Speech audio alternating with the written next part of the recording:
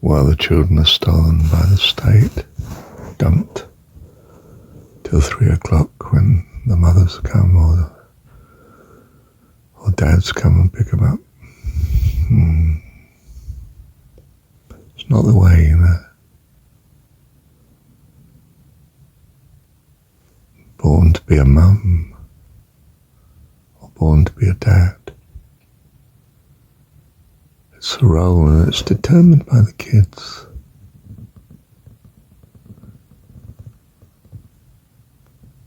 Homeschool, they don't live. They don't leave. They're not dumped.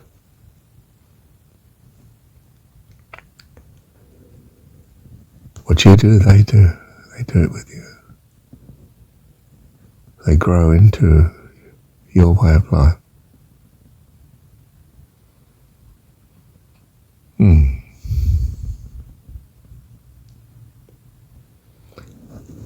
And yes, it's probably best to have more than one. Although if it is just one, the relationship between you and them will be strong.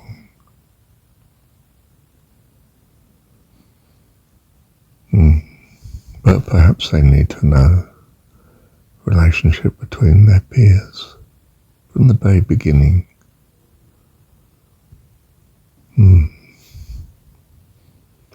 Well, I didn't have that. Well, I may have done in the fostering situation. She was a good lady that rescued me. She had other kids. I don't know, I can't remember.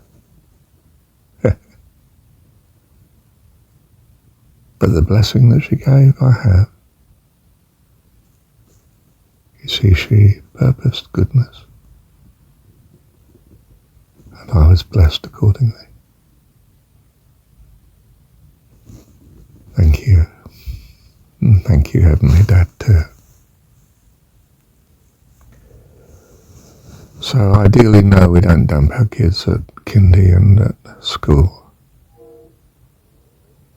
And ideally, they grow up and do what the parents do, because they've grown into that.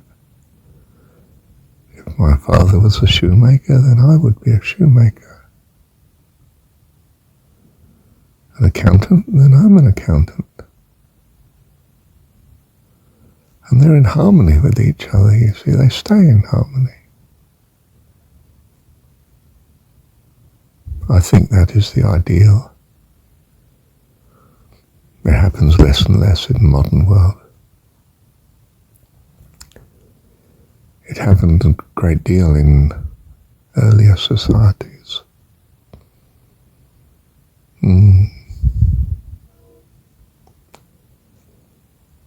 They were more efficient in bringing you to heaven, perhaps. I don't know.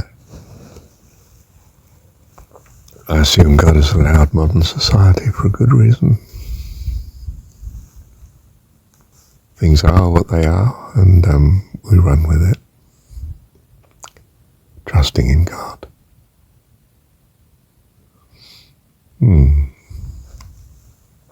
I tell you, that was the great fundamental alienation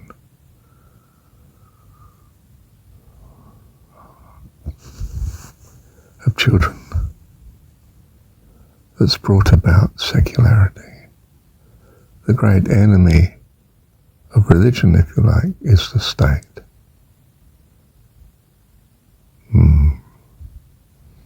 That uses mankind, doesn't love, you see, but greatly imposes. And this is secularization, the growth of the modern state.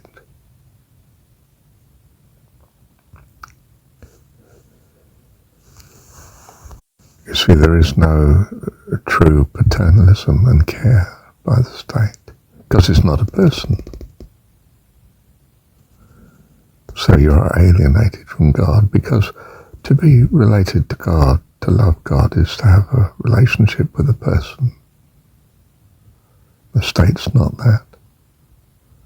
So you get secular society of workers, a resource, just like the farmer sees his animals as stock, so the state sees its people as a resource. You may have too many people, so they need to be wasted. You may do it through war or through disease, even artificial disease. Your medical care itself may, and your food industry may be deliberately culling the population because the state no longer needs people, labour, not people. It never needed people. It needed labour, but we've got a more efficient, more reliable substitute now. We don't need people any longer. So people start to vanish accordingly.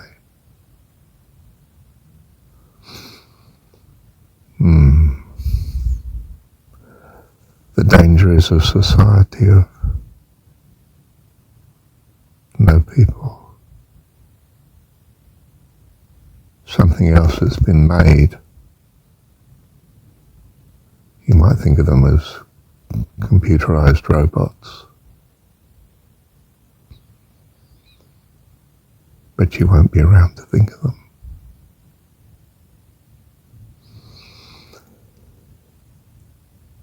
But a creation without God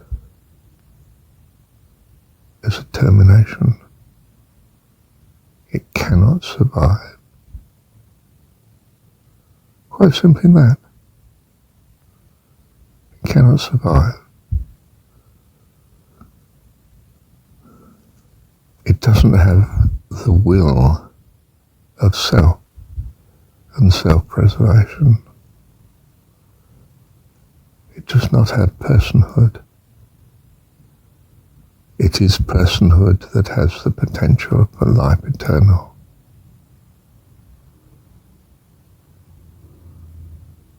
Without that, there is no life.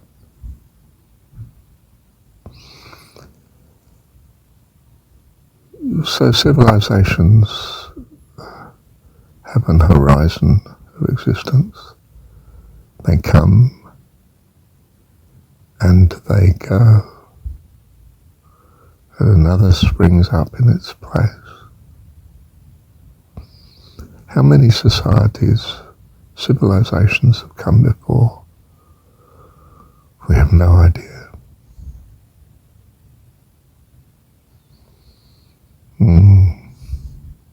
Thank you, Heavenly Dad.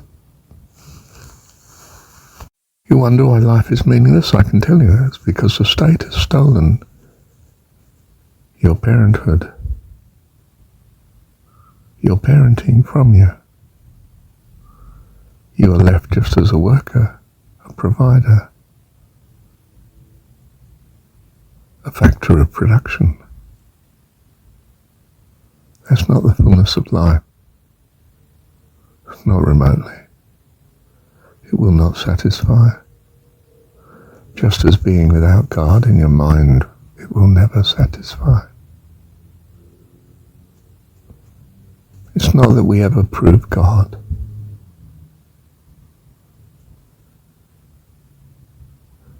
It's that we find life is so much better when we relate, when we trust in our Heavenly Dad. So we choose to do it. Thank God. We enter into life accordingly because we come to know Him. You need to know John 17. Read it. It will bless you. Thank you, Heavenly Dad. tell you of a truth. Unemployment is simply wasting the labour away from production. It's death to the concept of people. Except you love, instead of rely on for profit, except you love, there will be no mankind. This civilization, like the rest,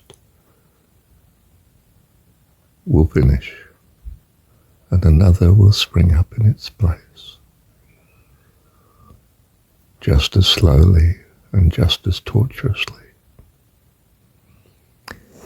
And it is in the fashion of things here, and has been for a long, long time. And we trust that God has it for a reason, for you would go mad otherwise. And we love, because without loving, you die.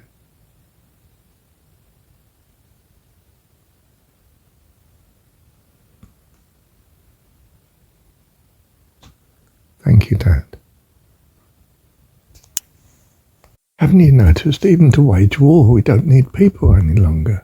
We can do it with drones and unmanned aircraft and bombers and missiles, and we don't need cannon fodder people at the front.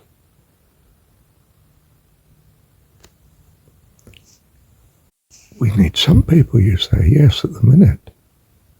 But without God, you will eventually need no people. And no people is what you will achieve.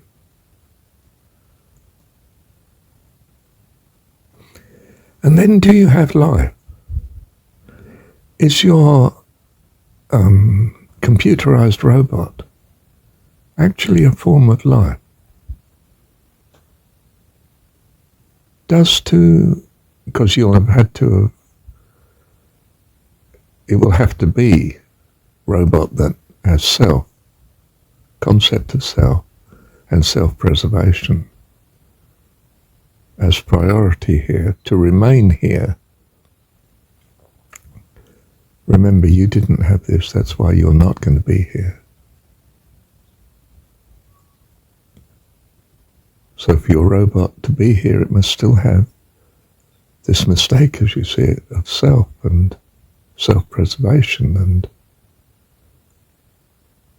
meaning to life.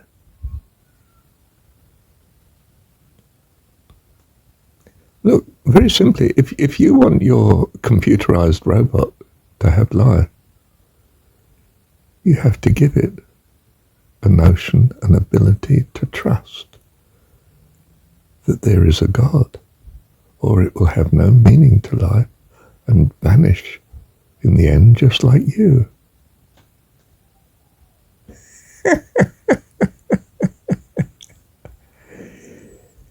You've come to a stage, you see, we have, mankind, at the present, of realizing we can make extremely able robots, if you like, machines, computerized machines. But they're dependent on us. And that means we want something that's not dependent on us because we wish to destroy our enemy without killing ourselves.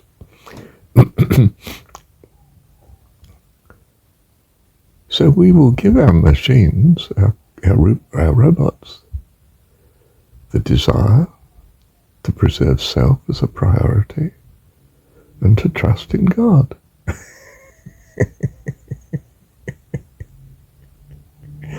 And then they'll get on with the matter of living.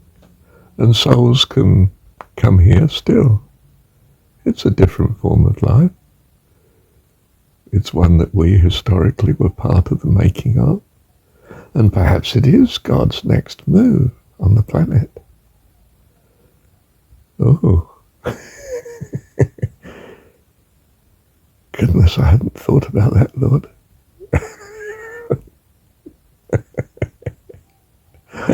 I don't know, do I? Thank you, Heavenly Dad.